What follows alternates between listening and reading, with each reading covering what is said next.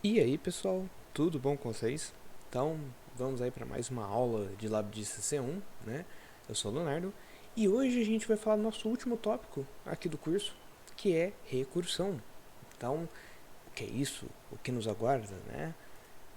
Bem, a recursão nada mais é do que uma estratégia de programação e que acontece quando uma função chama ela mesma, certo?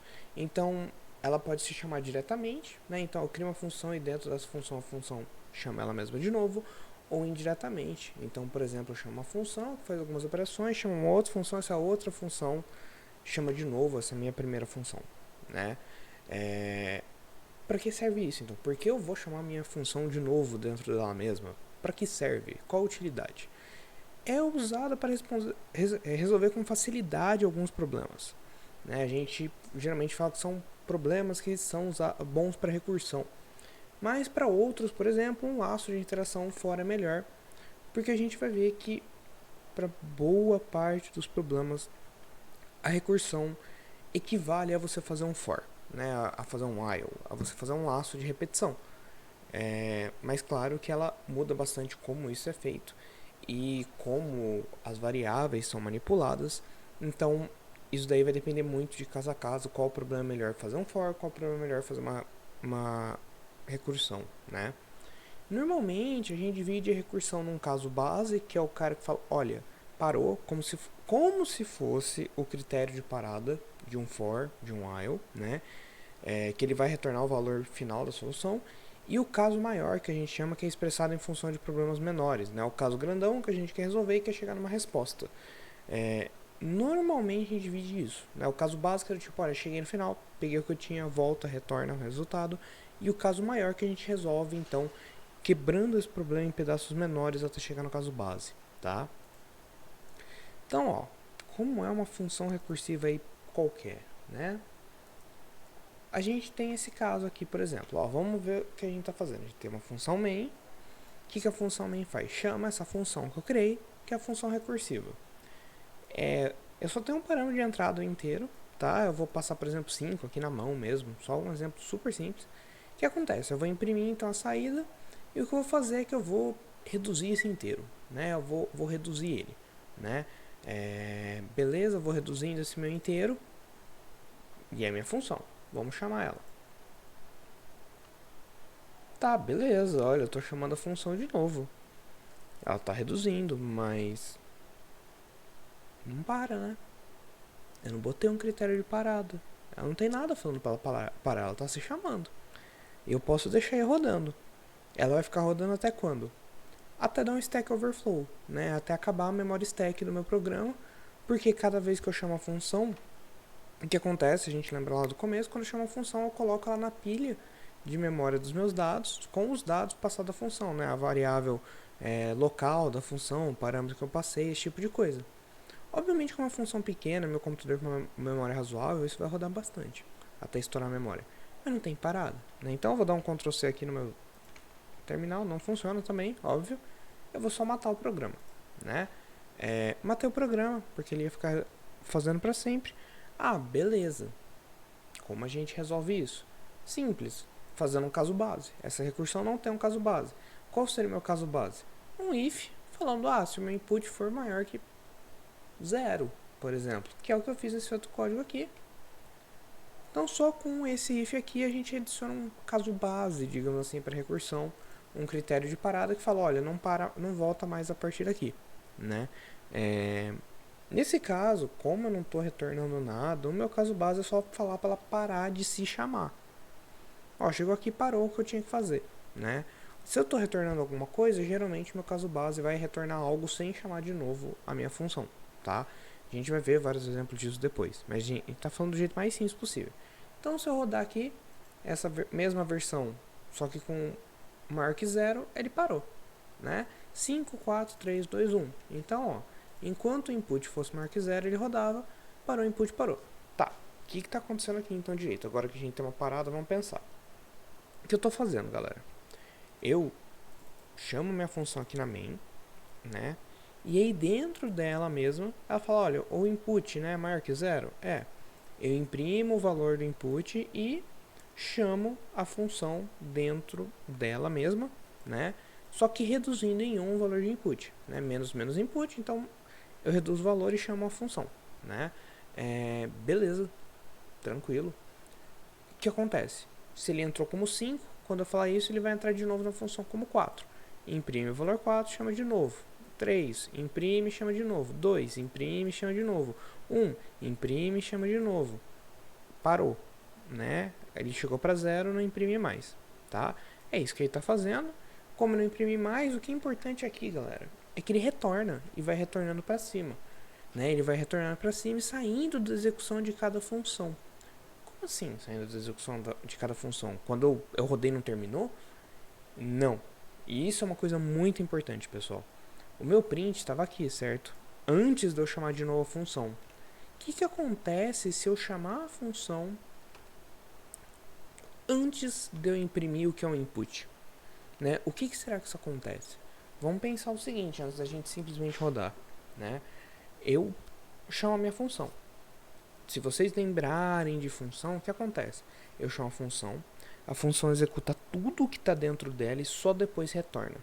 Só depois ela retorna. Depois que chegou no return, ou no caso da função void, eu não preciso do return.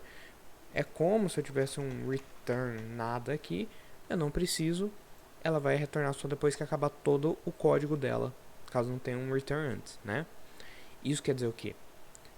Que no caso anterior, vamos por aqui, o que estava acontecendo? Eu chamava as funções, só que quando eu chamo uma função dentro dessa função, não importa qual seja a função, como a gente viu antes, se eu chamo uma função dentro da outra, ele vai executar tudo que está dentro dessa função que foi chamada dentro dela, para depois retornar, e aí sim é essa mais externa a retornar. E recursão é a mesma coisa, só que várias chamadas que ficam esperando terminar a chamada anterior para retornar, né? Então, a recursão é muito legal. Tem um exemplo que eu até esqueci de colocar aqui, mas tem no próximo slide um parecido, que é como se fosse aquelas bonecas russas, né? Que a galera chama de matryoshka, né? Que é aquela bonequinha que tem a outra dentro dela. Então é como se você começasse a abrir as bonequinhas todas, e aí quando você terminasse a execução da primeira, você fosse botando todas elas juntas até voltar na main do programa, né? Como se fosse algo parecido com isso. Então você só retorna isso quando você termina a execução do mais de dentro. Então é legal a gente inverter o print para ver isso. Por quê? Se o que eu falei com vocês realmente é verdade, né? O que vai acontecer? Ele vai ficar chamando todas as funções recursivas até chegar nessa última, no caso base. Quando ela chegar no 0, ela vai retornar. E aí sim ela vai começar a imprimir. Só que ela vai imprimir a ordem ao contrário. Lembra que ela imprimiu 5, 4, 3, 2, 1? Ela vai imprimir ao contrário. E vocês vão ver que vai ser o caso. Olha só. Ele imprimiu 0, porque o caso base 0, né? O input estava valendo 0 ali. Ele chamou primeiro, então ele reduziu, certo? Foi por causa do menos input. E ele imprimiu só depois. Então 0, 1, 2, 3, 4. Exatamente o que eu falei que aconteceu. Primeiro ele chama todas as funções, e só quando a última retorna é que ele vai conseguir voltar ao fluxo de execução da penúltima, da antepenúltima, da segunda e da primeira vez que foi chamada, né? Então ele retorna para executar o código da última vez que foi chamado, né? A última é o caso base. Então a penúltima vez é que imprime algo, a antepenúltima, a terceira vez, a segunda vez e a primeira vez, né? É isso que acontece. Então aqui, ó, ele imprime ao contrário, né? Só que como eu reduzi o input pro caso, para ele chamar esse caso e chegar no caso 0, por isso que ele imprime 0 aqui, porque o input foi reduzido para eu chamar a função, beleza? Né? Então esse é a diferença muito importante, né, gente, do que eu chamo antes de chamar uma função recursivamente do que eu executo depois de chamar recursivamente. Isso é muito importante de recursão, né? É a gente ter ciência na nossa cabeça que o que a gente chama antes da recursão é executado antes dela chamar ela mesma, né? E o que é chamado depois só vai ser executado depois que toda a recursão terminar, e ele vai vir chamando de baixo para cima. Isso é muito importante, né? O que vem antes é executado de cima para baixo na recursão. Imagina que a recursão está afundando o programa, né? A gente acaba falando isso para mentalizar melhor o que é recursão. E a recursão vai chamar de baixo para cima o que tiver depois dela, né? Vai ser executado só quando terminar a recursão que foi chamada antes, né? Então isso daqui é bem importante da gente ter em mente, tá? Inclusive, eu vou colocar os dois printfs, né? Antes, depois, só para vocês verem que realmente tem essa diferença, né? Ó, vou chamar aqui. Perceba, tudo que foi chamado antes mesmo da recursão, e isso daqui é só depois que a recursão acabou, quando começou a retornar as chamadas, certo? Então isso daqui é muito importante, galera. Se vocês entenderem isso, a recursão começa a fazer muito mais sentido, tá? Né? Que ela é basicamente chamar a função dentro dela mesma. Só que entender esse conceito do que é chamar a função dentro dela mesma, é que é complicado, tá? É difícil da gente entender esse conceito, né? Da gente entender essa abstração de coisas se chamando, quando que é executado. Mas partindo desse exemplo já facilita muito, tá? E aí, pessoal, voltando para os slides aqui, né? O que acontece, né? Se eu não tiver um critério de parada, pode dar Stack Overflow, que é aquilo, né? O programador, eu esqueci alguma coisa. O compilador, se você esqueceu, não era importante. O programador, tá certo. E ele vai chamando de novo, ou seja, eu esqueci o caso base. A minha recursão não para. Até chegar ao Stack Overflow, que aqui é o que está zoando, né? A função de saída de uma função recursiva, aqui pequenininho escrito, né? Então, é importante sempre o caso base. Aqui tem um exemplo, então, que eu mostrei do print antes e depois. O método de recursão costuma ser usado quando a solução depende da solução de instâncias menores do problema, que é o que eu falei. A gente tem por exemplo, a gente consegue resolver o problema antes resolvendo pedaços menores dele. É um dos casos mais simples da recursão. Como assim? Tem vários problemas matemáticos, ou não necessariamente estritamente matemáticos, que fazem isso. Fatorial. Uau, como eu acho fatorial de um número, né? Eu faço a multiplicação, então, de todos os números menores que ele, até chegar nele. O que é o fatorial de 5? 5 vezes 4, vezes 3, vezes 2, vezes 1. E se vocês lembrarem, no ensino médio, o fatorial de 5 é 5 vezes 4 fatorial, né? Porque 5 vezes 4 vezes 3 vezes 2 vezes 1 é 5 vezes 4 fatorial. Porque 4 fatorial é 4 vezes 3 vezes 2 vezes 1. Que por sua vez é 4 vezes 3 fatorial. Que é 3 vezes 2 fatorial. Que é 2 vezes 1 fatorial. E 1 fatorial a gente sabe que é 1. Que na verdade pode ser 1 vezes 0 fatorial. Que também a gente considera 0 fatorial como 1. Né? Então são as duas lógicas importantes. Então, pessoal, fatorial claramente a gente consegue resolver sabendo o resultado do menor caso, e subindo a gente tem o resultado do maior caso sem precisar recalcular tudo de novo. Então é um jeito da gente saber o fatorial de qualquer número, né? A gente consegue fazer essa sequência fazendo recursão. A sequência, por acaso, de Fibonacci e sequências de modo geral são bons exemplos de programas recursivos, porque o que é uma sequência? Né? Por exemplo, progressão aritmética, progressão geométrica. Eu preciso saber qual é o número anterior para saber o valor do meu atual, certo? E aí, ou seja, eu vou ficar sabendo o valor do meu anterior até chegar no caso base da sequência. Por exemplo, o caso do n valendo 0, do x, né, da sequência valendo 0, ou menos 1, ou qualquer que seja o meu caso base. E eu consigo construir qualquer valor da sequência a partir disso.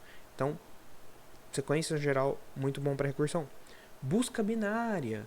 A busca binária é algo que a gente costuma ver um pouco mais na parte da disciplina de CC2 aqui na USP, na Introdução à Ciência da Computação 2, mas é uma busca em que eu busco em um vetor que já está previamente ordenado um valor, e ela funciona basicamente falando assim, olha, se eu sei que o valor está ordenado, eu comparo com o valor do meio, né? O valor que eu estou procurando é maior ou menor que o valor do meio? Maior, então eu sei que está na outra metade, maior. Menor, então eu sei que está na metade menor, e ele vai fazendo a busca pelas metades, por isso binário, ele só vai pegando metade, né, do meu vetor. O maior divisor comum também, né, eu vou procurando o divisor de cada pedaço e vou afunilando. A torre de Hanoi, eu não vou falar dela aqui em específico, mas é uma brincadeira, né, um jogo matemático bem interessante que a gente pode resolver, tá? Tem muitas outras coisas, né? Geralmente tem muitas atividades complexas, coisa envolvendo árvore, principalmente a gente usa muito a recursão. A árvore é algo que a gente costuma estudar em algoritmos, estruturas de dados, que é uma estrutura de dados muito importante, tá? usa muito recursão. Então é muito legal a gente ter em mente como funciona bem uma recursão, principalmente quando a gente lida com árvores ou estruturas similares assim. Ajuda muito a entender. Eu vou mostrar um exemplo de fatorial para vocês, né? Então eu vou abrir o código aqui. Como a gente resolve um fatorial? Como eu falei para vocês, a gente tem aqui o fatorial de um número, né? A gente vai rodar essa função e imprimir o resultado dessa função aqui na minha main, tá? É isso que eu estou fazendo aqui, só isso, nada demais. O que eu vou fazer? Né? Qual é o número? Eu dei um define aqui falando que o número é 5, só para ficar fácil de mudar. Eu poderia falar que é 7, que é 8, que é que seja. Eu vou usar o do número 5, que eu já falei para vocês nos slides antes, né? O fatorial de 5, quanto é? Como eu calculo o fatorial? Tá, o fatorial, então, eu preciso de uma entrada, saber quem é o número que estou calculando o fatorial, retorno inteiro, que é o resultado do fatorial daquele número que eu acabei de calcular, beleza? Eu vou criar aqui uma variável auxiliar resposta, só para facilitar o entendimento, nem precisaria dela, poderia retornar direto o resultado do fatorial. Mas o que eu vou fazer? Olha, o caso base do fatorial, 1, né? O fatorial de 1 é 1. Eu posso falar que o fatorial de 0 é 0, eu posso criar esse caso base e tal, que a galera defende, mas assim, o fatorial de 1 é 1, né? Vamos considerar meu caso. Então, o que acontece? Eu vou calcular o fatorial da minha função de recursão, que é o quê? É o número atual vezes o fatorial do número anterior a ele, né? Do n-1. E aí eu vou salvar essa resposta aqui, e aí eu retorno a resposta, né? A resposta que eu acabei de obter, certo? E aí, o que eu vou fazer? Eu vou ficar chamando, então, o meu fatorial por meu n-1 até esse meu n ser 1, ou menor que 1, que o caso é fatorial 1, né? Obviamente, ele não chegaria pela nossa chamada função, um caso menor que 1, já que quando ele fosse igual a 1, ele retornaria 1 já, né? Mas assim, vai que, né? Vai que dá um problema muito louco no meu código, por algum motivo a pessoa chama fatorial de -1, fatorial de 0, fatorial de -100. Eu retorno 1, é isso, né? Eu não vou lidar esse fatorial negativo ou qualquer coisa assim. Então o que acontece aqui, galera? É o seguinte, ó. Chamei o fatorial pro 5. Vamos falar aqui, é 5, né? O meu número aqui. Chega aqui, tá, beleza, 5. 5 é menor ou igual a 1? Não. Então eu faço essa parte do meu código. Ah, beleza. O que eu vou fazer? Ó, minha resposta vai receber n vezes, 5 vezes, fatorial de n-1. n-1 é 4. Então minha resposta vai receber n vezes o fatorial, 5 vezes o fatorial de 4. Lembrem-se que essa parte aqui é a atribuição, né? O resto, antes de chamar recursivamente, né? Multiplicar e atribuir, só vai ser executado agora depois que essa função terminar a execução dela. Então eu chamo o fatorial de 4 antes de ter a minha resposta, tá? Fatorial de 4. Mesma coisa, 4 maior que 1. Pega aqui, a resposta é igual a 4 vezes fatorial de 3. Chama aqui fatorial de 3, é maior que 1. Vem aqui, 3 vezes fatorial de 2. Fatorial de 2, maior que 1. Chega aqui, 2 vezes fatorial de 1. Vem aqui, opa, n é menor ou igual a 1? É 1. Então retorna 1. Aí sim, eu retorno 1. Retorno 1 para quem? Para o fatorial de 2, né? Para o fatorial de 1, obviamente que eu chamei, né? E aí o fatorial de 1 vezes o 2, eu tô aqui dentro da função fatorial de 2, digamos assim, que é fatorial passando o parâmetro 2, 2 vezes 1, retorna a resposta. Essa resposta vai retornar para o fatorial de 3, que vai ser 3 vezes fatorial de 2, que é 2. Então, 3 vezes 2, 6. Vem para minha resposta, eu vou retornar essa minha resposta 6 para quem? Para o fatorial de 4. 4 vezes 6, né, que é o resultado de fatorial de 3. 4 vezes 6, 6 e 12, 18, 24, certo? Então, ele vai pegar e retornar 24 para quem? Para o fatorial de 5, finalmente, o nosso caso inicial, que é 5 vezes 24, que vai dar 120. E aí, finalmente, eu retorno a minha resposta, agora que não tem mais nenhuma chamada, para minha main, que foi quem chamou a primeira vez, 120. É isso que está acontecendo, galera. Eu vou rodar e a gente vai ver que ele vai retornar 120, olha só. Né? Fatorial de 5, 120. Deu tudo certo, olha só. Ah, obviamente, né, galera, eu preciso colocar aqui o printf, que eu não coloquei. stdio.h, ele tá reclamando aqui, ó, né? Eu não imprimi o printf, tem algo errado, né? Então, galera, se eu chamar o fatorial de sei lá, eu vou colocar o fatorial de 100, nem sei quanto é. E executar aqui, ó. Deu zero, porque estourou o limite, né, de representação de inteiro. Eu vou colocar um fatorial melhorzinho aqui. 40, será que ele roda 40? Também não conseguiu. Arregou. Fatorial de 30. Fatorial é um número muito grande, galera. Aí, fatorial de 30 é 1 bilhão 409 milhões 286 mil 144, né? Se eu colocar fatorial de 32, ele já vai virar outro monstro. E deu overflow, foi pro negativo, né? Ele não consegue. Então, com o inteiro eu só consigo calcular o fatorial até o 31, eu acho. Até o 31, que é 7 bilhões 381 milhões. Não, eu acho que deu overflow, hein? Ó, 73 milhões 819. Pera. 738 milhões, perdão. Deixa eu fazer o de 30 de novo, galera, porque eu acho que ele deu overflow, hein? Com certeza ele deu overflow. Vamos tentar o de 29. Ah, não, ele tá dando overflow faz tempo, hein, galera? Olha só. Ele não consegue calcular. Fatorial é um número muito alto, galera. Muito alto. Vamos tentar o fatorial de 10, pelo menos. Esse daí eu sei que dá pra calcular. Ó, fatorial de 10 é 3.628.800. Agora se eu calcular o fatorial de 13. Vamos ver, hein? Acho que agora vai, hein?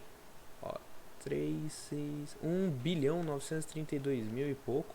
Se eu colocar de 14, será que a gente consegue? 1 bilhão 200 e alguma coisinha, né? Então, 1 bilhão 200, 1 bilhão 900. Eu acho que estourou, hein, pessoal? Acho que estourou, hein, no 11.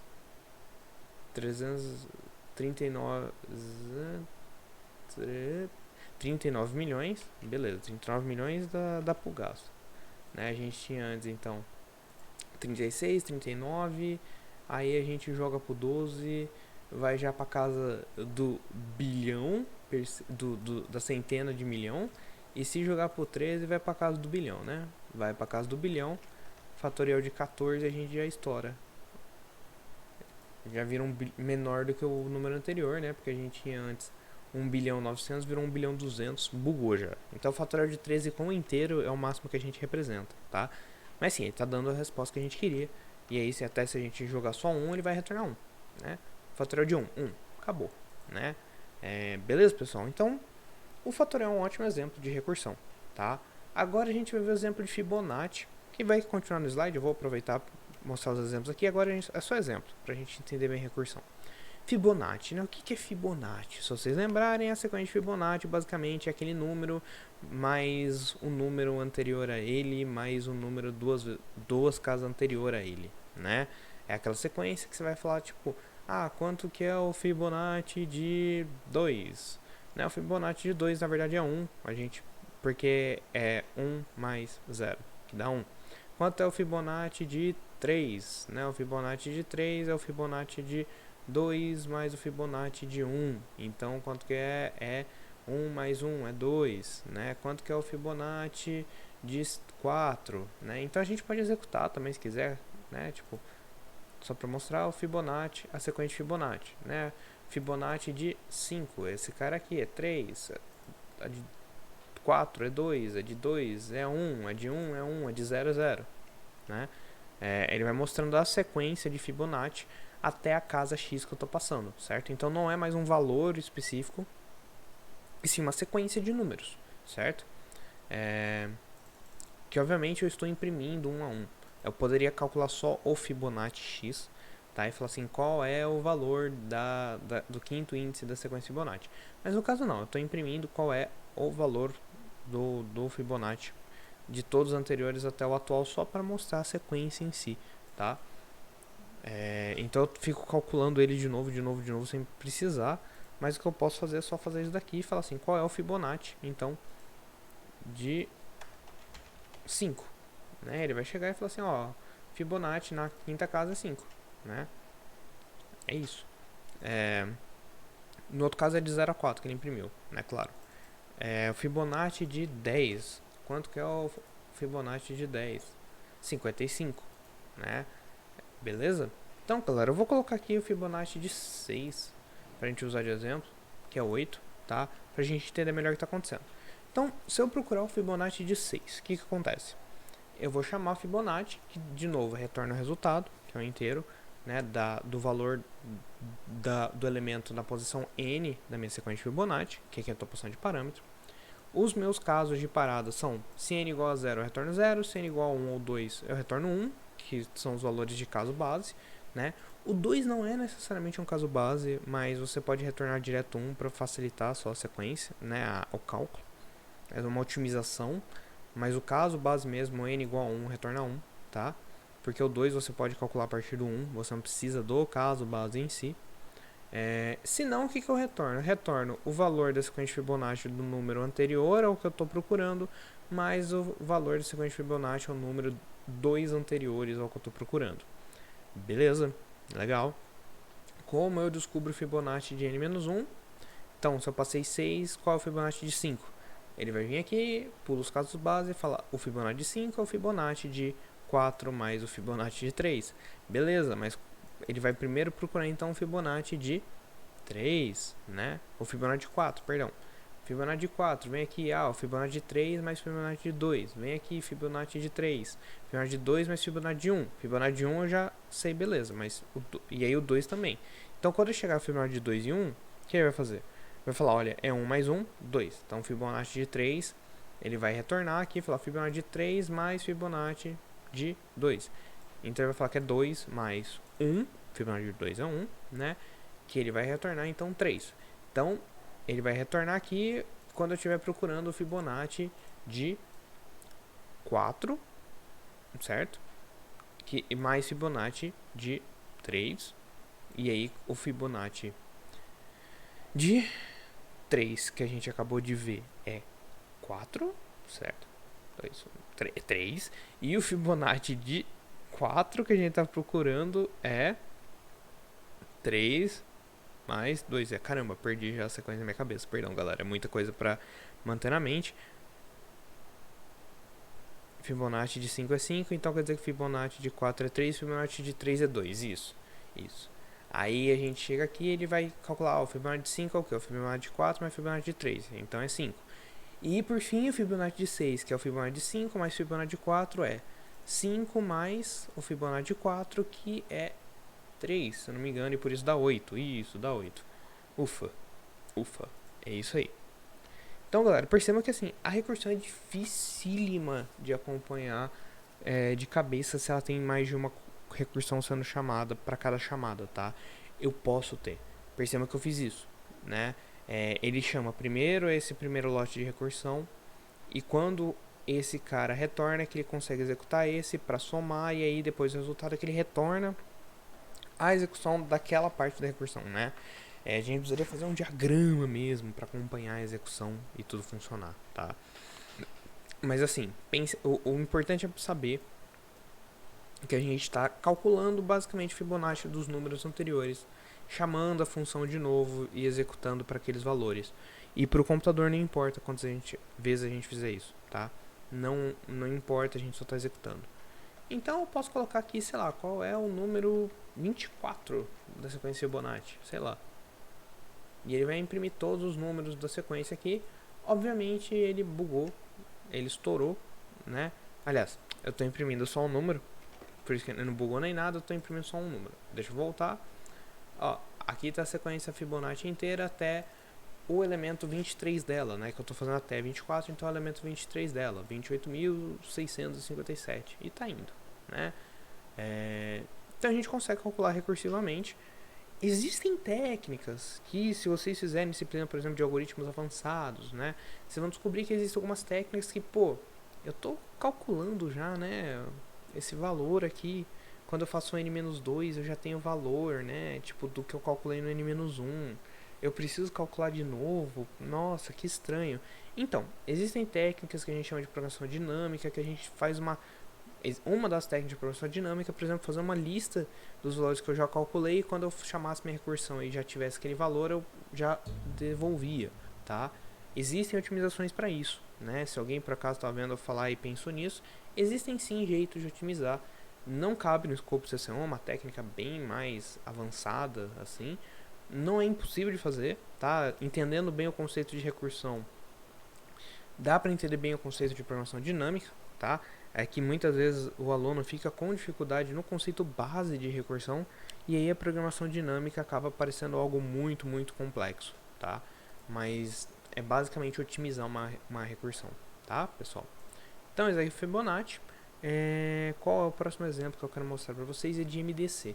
Né? Reparem uma coisa importante, que até agora a nossa recursão se baseava em calcular um outro valor, fazer uma operação sobre o retorno do valor anterior e produzir em cima disso. O MDC não, né? O MDC é o que a gente chama de função de cauda, recursão de cauda, que basicamente só calcular um número anterior já está valendo e elas são recursões que dá para você substituir por for, tá? Essas outras que a gente está fazendo é difícil de substituir por um for simplesmente, porque eu preciso que do resultado anterior para ir somando tal. Dá para substituir por um for que vai somando? Dá.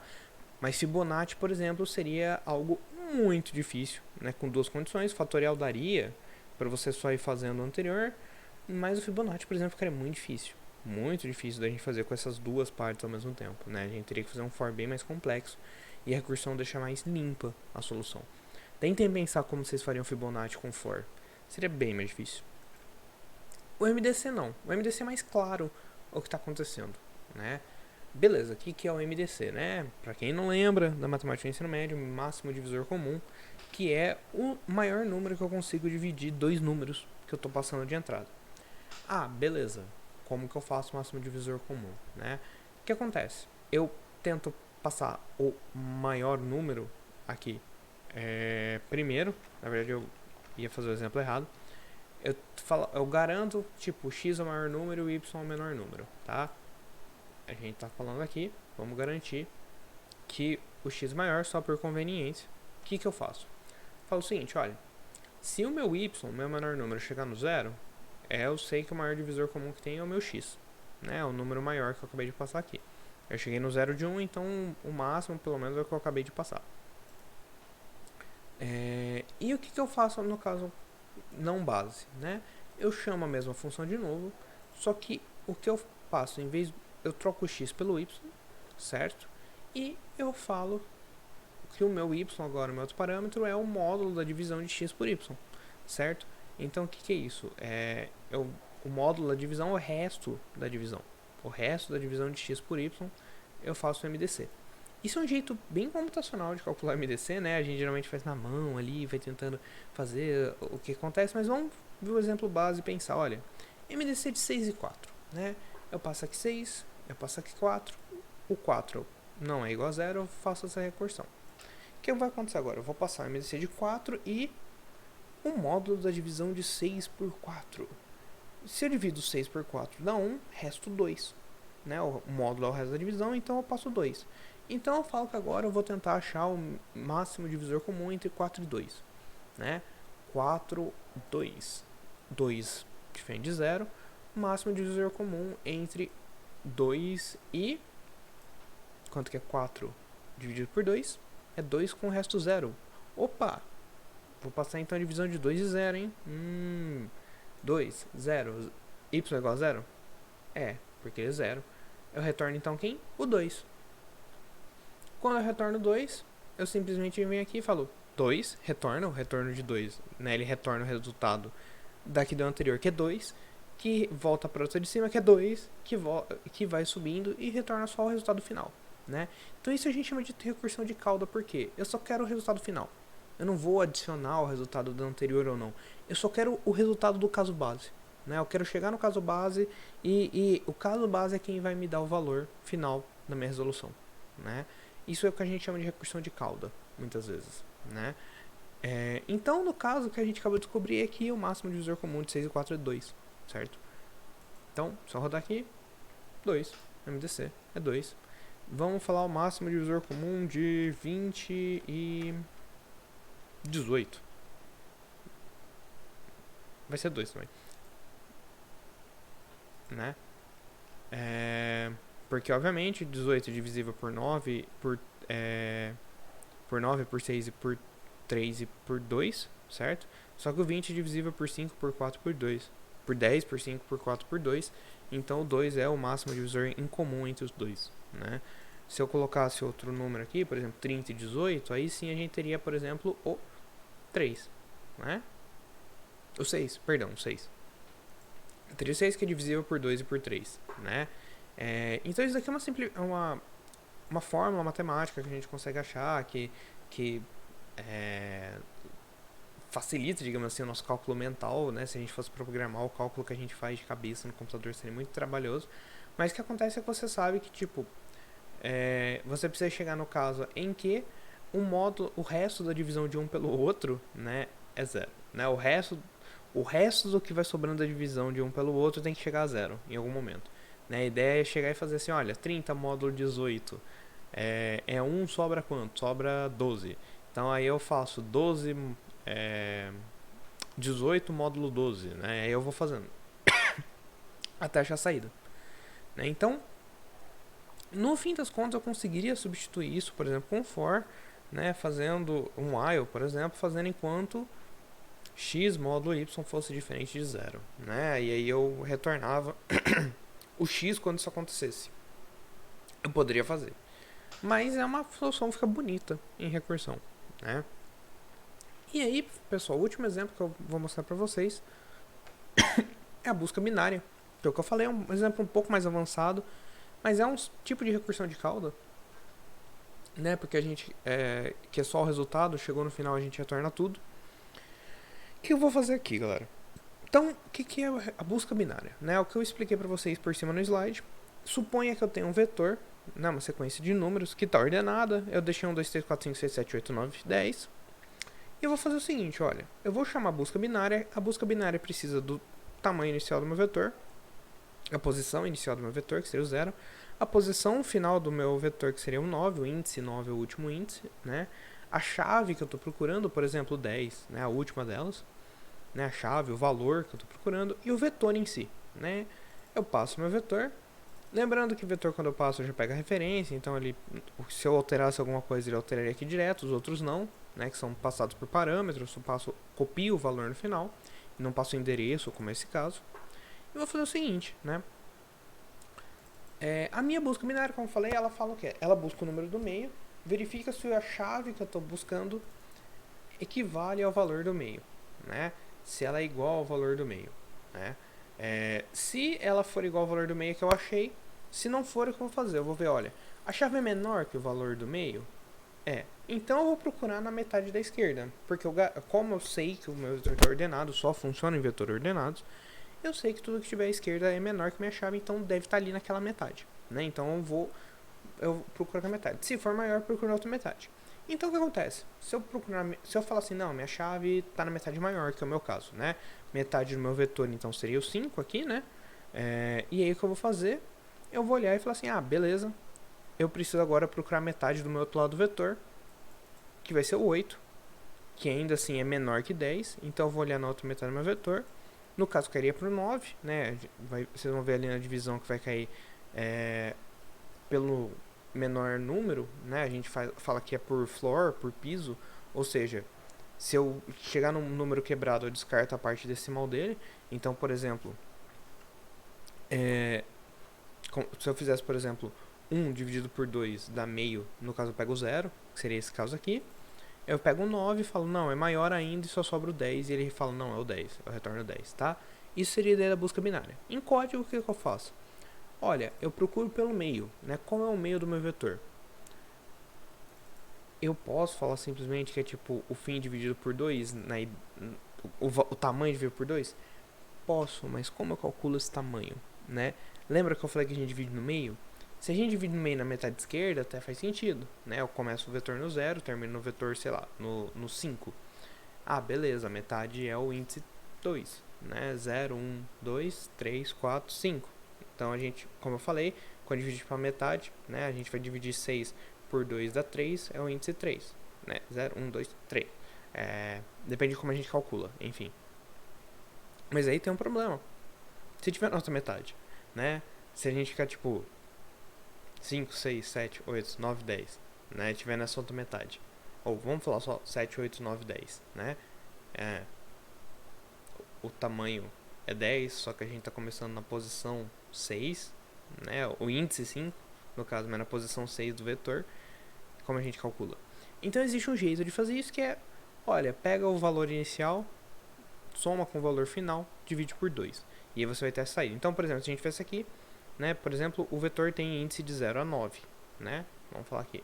0 a 9 são 10, tá? 0 a 9 são 10. Se a gente falasse que está na metade da direita, o que vai acontecer? A gente vai pegar e falar assim, olha, o meio é... Estamos no começo de tudo. Índice 0 até o índice 9. 0 mais 9, 9. Divide por 2, 4,5. 4,5, como a gente quer só a base, vai ser índice 4. O que é índice 4? 0, 1, 2, 3, 4. Né?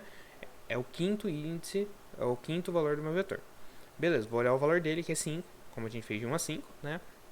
Ah não, 10 é maior. Então tá. Vamos primeiro fazer assim, eu estou olhando 5 na primeira chamada, né? Então eu vou olhar assim, olha, primeiro eu verifico só se o começo é maior que o final, para ver se eu não explodir alguma coisa, né? Porque se o começo for maior que o final, tem algo errado, certo? Se eu estou falando que o meu índice inicial é maior que o índice final, quer dizer que eu terminei o vetor inteiro e não achei meu valor. Então eu retorno um valor simbólico, que eu defini como -1, que fala que não foi encontrado, certo? Mas, se eu encontrar, se a chave que eu procurava é o 5, eu simplesmente retorno o valor dele, né, do índice dele, que eu quero achar o índice dele. Falo, ó, achei, é isso, acabou a busca, né, vai retornando para os outros. Se eu não achar, o que eu faço? Olha, a chave é menor que o vetor no índice 5, né, o vetor no índice 5, no índice 4 agora no meu caso, que é o valor 5. A chave 10 que eu estou procurando é menor? Não. Beleza, então não vou chamar isso daqui, eu vou chamar isso daqui, a chave é maior. O que acontece quando a chave é maior? Eu vou ter que fazer a busca agora nessa outra parte, né? Então o que eu falo? Eu falo, olha, faz a busca começando no meio mais 1, certo? Porque eu já olhei esse cara aqui, ele estava incluso na minha busca. Ele é o cara até que eu olhei e não é o valor, então eu descarto toda essa parte. E olho aqui e falo, ah, beleza, meio mais 1 até o fim, que eu ainda não olhei toda essa parte aqui, né? Então meio mais 1, o fim, a chave continua a mesma, o vetor continua mesmo, eu volto. Tá, vamos considerar que eu estou nesse caso agora. Então, o meu meio é o que desses caras, né? Lembrando que isso aqui é os valores de 5 a 10, que são o índice 6, o índice 5 no vetor, né? Até o índice 9. Vou falar 5 mais 9, 14. Dividido por 2, 7. 5, 6, 7. E esse vai ser o meu índice agora que representa o meu meio, meu sétimo elemento. Quem é o sétimo? É o valor 8, né? Que é o oitavo valor no final, o sétimo índice mais é o oitavo valor, é o 8. Ainda continua sendo maior, então tá tudo certo, o começo é maior que o final, não é o meio, não é menor, é maior. Eu de novo vou olhar e falar assim, ó, passa agora então o meio mais 1, ou seja, o índice 8. O final ainda continua sendo 9, procurando a mesma chave, buscando aquele meu vetor. Eu vou pegar, procurar então meio mais o final para achar qual é o índice do meio. 8 mais 9, 17, dividido por 2 vai dar 8, certo? 8,5 no caso, mas que cai para o 8 quando eu arredondo para o piso. Eu vou olhar se é o valor 8, não é maior que o 8, só sobra o 9. 9 mais 9, 18, dividido por 2 dá 9, né? O começo ainda é maior que o fim. Eu procuro minha chave, achei a minha chave, é isso, é a 10, eu retorno. Eu vou retornar então aqui o índice 9 para esse cara aqui, que como é uma recursão de cauda, só retorna o valor para cima e retorna o valor para cima e retorna o valor para cima, beleza? E aí com isso a gente tem o valor 10. Se ele não encontrar nada até o fim, ele vai retornar o not found, né? O que vai acontecer se eu não encontrasse nada aqui? Se eu procurasse, sei lá, chave 11, ele iria olhar e falar assim, ah, beleza, agora procura meio mais 1. O começo agora seria o índice 10, o fim o índice 9, passou meu vetor, cai nesse caso, né? Se o começo é 10 e o fim é 9, eu não achei o valor, tá? Pro outro lado também acontece a mesma coisa, eu só estou mostrando um exemplo, a lógica vai dar a mesma. Se eu, por exemplo, procurasse o 2, né? Depois da primeira busca que eu olhei esse cara aqui, que era o meu índice 5, eu não achei, eu vou procurar então de 0 até 4, certo? Porque o 5 era o meu índice do meio, e aí eu vou procurar de 0 a 4, certo? Meio menos 1, como início. O início continua o mesmo, só que o fim vira o meio menos 1. Isso que é importante. Agora é o fim, que é o meio menos 1, não o começo, tá? E aí eu vou olhar a metade e por aí vai. Tá, pessoal? Então assim que a busca funciona. Se eu procurar o 10, ele vai retornar o índice 9. Se eu procurar o 5, ele vai retornar o índice 4, né? Então é assim que acontece. Se eu procurar um número que não existe, um 11, que nem eu falei pra vocês, ele vai retornar menos 1, que é o meu comando que não achou, né? Inclusive, se eu procurar menos 1 também, se eu procurar 0, eu não tenho 0 também, pelo lado ao contrário, ele retorna menos 1, ele não achou, tá, pessoal? Essa é a busca binária. Eu sei que é um conceito um pouco mais complexo, mas é só pra vocês verem que a recursão ajuda muito, porque imagina fazer isso com for. Dá pra fazer, né? Dá pra fazer, mas é chato, porque você tem que fazer o for, e aí dentro do for você vai ter que atualizar a variável do meio, em vez de atualizar um i qualquer, ou fazer um while, por exemplo, né? É, e, e a busca binária, quando você entende o conceito de recursão, ela vira um algoritmo bonito, né? Porque você fala, olha, eu vou procurar um número, eu sei que eu vou ficar procurando nas metades do vetor. Então, nada mais justo do que eu chamar a busca para cada metade, né? Para a metade que me interessa, e ir chamando até achar o valor. Ou se eu não achar tudo, eu retorno todo o valor e falo, ó, não achei, né? Então, ó, eu procuro o valor do meio, olho o valor do meio e falo, ó, é o que eu tô procurando? Não. Tá, beleza. É menor do que eu tô procurando? É. Ah, beleza. Então eu só chamo busca para metade menor, né? Agora eu chamei a metade menor. E agora, eu achei a chave no meio? Ainda não. O valor do meio é menor? Ah, não é. Então é maior. Ah, beleza, então eu chamo ela maior. E aí quando eu achar o resultado eu volto, tá, pessoal? Então é essa busca binária. Eu espero que tenha feito um pouco de sentido para vocês, né? Eu espero que recursão no geral tenha feito um pouco de sentido para vocês. Mas eu acho que é isso, né? Aí é estudar caso a casa de recursão. Não é sempre trivial imaginar o problema de recursão. Geralmente depois que a gente vê resolvido, né, um problema de recursão, a gente fala, nossa, verdade, faz muito sentido, isso é muito mais fácil até que eu fazer um for. Mas realmente chegar e tipo, pensar uma solução de recursão é difícil, tá, pessoal? Assim, eu apresentei pra vocês terem uma ideia, um contato inicial, mas não é trivial você olhar um problema, assim, mesmo que você perceba, não, ele é um problema que dá pra dividir, né, dá pra você resolver em partes. Como eu faço a recursão? Isso, galera, é treino, né? É vocês tentarem treinar o cérebro de vocês, identificar padrões de problemas, a identificar padrões de projeto, de solução, que você olha e fala, isso tem cara de recursão. Não, isso parece que vai ser ruim em recursão. Né? É treinar, é ver vários exemplos de recursão, de como é usado, como não é usado, exemplos que ficariam ruins com recursão, né? Mas eu espero que tenha dado para dar uma ideia legal para vocês do que é recursão e como usá-la, né? Então, aqui tem algumas referências, né? A gente já começa até a usar livros que são dignos de CC2, né? O do Desviane, por exemplo, que é o projeto de algoritmo e tal. Uma referência legal, ele fala legal de recursão no livro, por isso que eu deixei essa referência. Mas é isso, pessoal. Com isso a gente cobre todo o conteúdo que a gente tinha de Lab de CC1 ou de CC1 no curso aqui do ICMC da USP. Né? É tudo que vocês realmente precisavam saber. Tem alguns detalhes, obviamente, que assim, sempre são interessantes. A gente acaba vendo da linguagem da programação C, especialmente, pensando em programação em C, que não necessariamente se refletem em outras linguagens ou em programação em geral, mas, por exemplo, o conceito de union em C é um negócio interessante. Enum eu falei um pouco, mas que é bem legal também. Alguns detalhes de linguagem de programação, tal, ver bibliotecas em C, né? Tem muita coisa que fazer daqui em diante. Mas assim, do conteúdo que a gente tinha que cobrir é isso, né?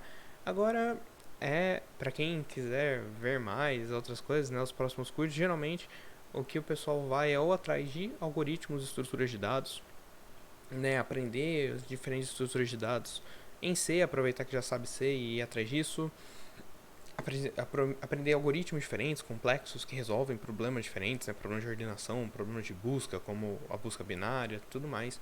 Ou vocês podem dar o passo adiante, né, que geralmente é coisa do terceiro semestre, não do segundo semestre aqui na USP, que seria ver programação orientada a objetos, né, que é um outro paradigma de programação, que aí você vai pegar tudo que a gente aprendeu, usar como base, mas ver um outro jeito de programar, que melhora muito algumas coisas de estrutura de código, que as linguagens mais famosas hoje em dia, mais comuns de usar, como Python, como Java, C++, C Sharp usam, né, Python, eu falei também Python, Java, C Sharp, C++, JavaScript mais ou menos, né? Então assim, galera, tem muita coisa a fazer daqui, é só o começo do mundo de vocês na programação, né? São as bases, e eu espero que esses vídeos, né, essas aulas tenham ajudado vocês a pegar bem essas bases e entender pelo menos como é um algoritmo, como fazer um algoritmo, como programar em C, né, e tentar resolver problemas em C. É uma linguagem antiga, C, é uma linguagem que, exceto quando você precisa de muita performance, a galera não usa mais hoje em dia C para as coisas direito, mas é uma linguagem que exatamente por isso ajuda a gente a entender a manipulação de memória, né, os ponteiros que provavelmente todo mundo sofreu aqui mexendo com eles, né, como são as chamadas de memória, o C possibilita a gente a ver isso. E ajuda muito a gente a ser um melhor programador, a entender como está funcionando, para não fazer um programa qualquer que só roda, mas ocupa gigas de memória, que ocupa todo o processamento do seu computador. A gente não precisa ser o programador, que otimiza tudo, escova bit, como a gente chama. Mas a gente precisa ter um entendimento bom do que a gente está fazendo por trás dos panos, do que as linguagens hoje em dia abstraem tanto pra gente, para fazer um programa decente, né? Claro, se vocês forem trabalhar com sistemas embarcados, por exemplo, microchips, essas coisas, vocês estão realmente dependendo do C ali. Precisa fazer o programa com o mínimo de espaço possível, mais otimizado possível, com o mínimo de processamento possível, porque é limitado, né? Mas, de modo geral, para a maioria dos programadores hoje em dia, esse tipo de limitação não é mais um problema tão grande. Porém, obviamente, seu cliente, seja ele quem for, um usuário final ou uma empresa que está pagando pelo seu código, o que quer que seja, vai querer um código bem feito, né? Ela vai querer um código que roda com um computador mais leve possível, que não atrapalhe a execução de outros programas, que não precise de muita memória, porque isso é gasto, né? Então, se mesmo que vocês não sejam o cara que está desenvolvendo, seja só mais uma pessoa, né? O homem, a mulher, quem quer que esteja desenvolvendo num time, se vocês chegarem e falarem, por exemplo, pro chefe de vocês, quem quer que seja, né? Chegar e falar assim, olha, pro chefe, a chefe, né? Olha, essa solução aqui tem como otimizar, assim, assim, assim, assado, né? Se for um bom líder, uma boa líder, ela vai reconhecer o seu valor, essa pessoa vai olhar pra você e falar, esse cara tem futuro, olha só, ele realmente sabe o que ele tá falando, né? Eu já tive casos de amigos que ganharam aumento por otimizar processos da empresa. Claro que nem todo chefe, né, nem toda chefe vai reconhecer isso, mas assim, isso mostra que você é um bom programador, um cara que sabe o que está fazendo, não está só lá copiando e colando o código do Google, do Stack Overflow. Isso é um diferencial que é notado por bons programadores, por bons líderes, por bons chefes, né? Beleza, pessoal? Então, é isso. Eu espero que vocês tenham gostado então dos vídeos até hoje, né? Espero que tenha ajudado vocês. Qualquer coisa aí, deixa um comentário no canal aí, manda e-mail, manda mensagem, o que vocês precisarem, que eu vou tentar responder todo mundo, beleza? Então, brigadão por tudo e até a próxima, né? Falou, gente.